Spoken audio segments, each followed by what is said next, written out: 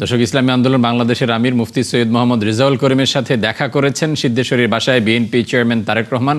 এই মুহূর্তে তার বাসভবনের সামনে কথা বলছেন ইসলামী আন্দোলনের নেতাকর্মীরা। আমরা যাচ্ছি সরাসরি সেখানে।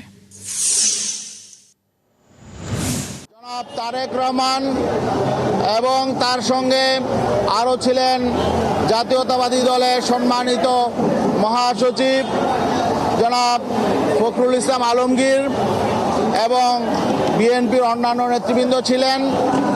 আর পীর সাহেব চরমনায়ের সঙ্গে ইসলামী আন্দোলন বাংলাদেশের সিনিয়র নায়েব আমির মুফতি সৈয়দ মোহাম্মদ ফয়জুল করিম ছিলেন।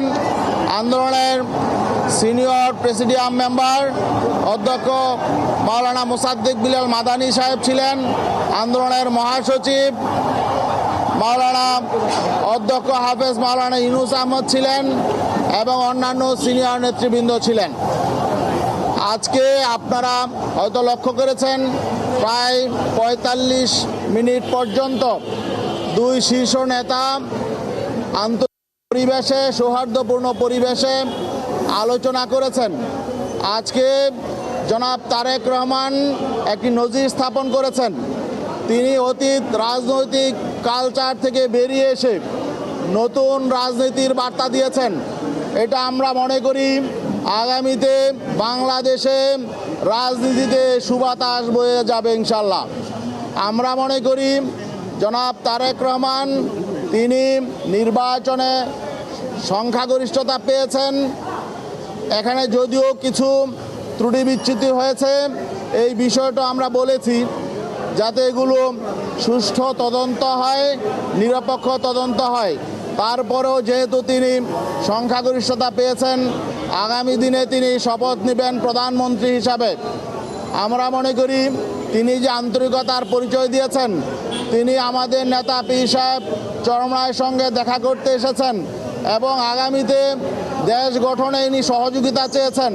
আমাদের নেতা পীর সাহেব চরমনাই তিনিও বলেছেন, আপনারা ভালো কাজ করলে আমরা অবশ্যই পাশে থাকব।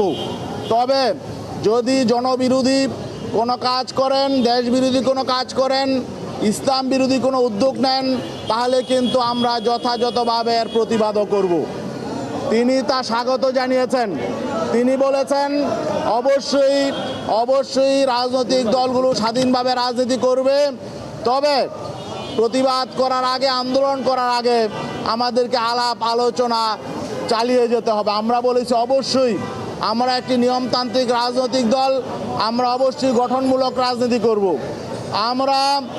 আমরা নিয়মতান্ত্রিকভাবে সরকারকে ভালো কাজের পরামর্শ দিব এবং দেশ বিরোধী, জনবিরোধী কোনো সিদ্ধান্ত নিলে আমরা তা আলাপ আলোচনার মাধ্যমে সমাধানের চেষ্টা করব। আর যদি দর্শক, রাজধানী সিদ্ধেশ্বরীতে চরমনায় পীরের বাসভবন থেকে ব্রিফ করছে ইসলামী আন্দোলন। আমরা ছিলাম সেখানে।